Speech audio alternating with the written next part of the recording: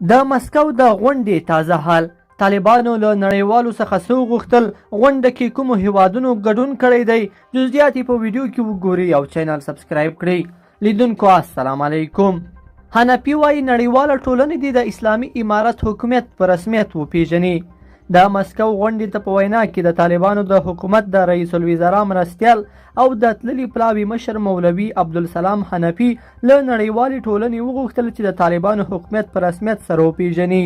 حنفي وویل نړۍ دې پر دوی د فشار راوستو پر ځای خپله هره ستونزه د خبرو او ګډ تفاهم له لارې حل کړي.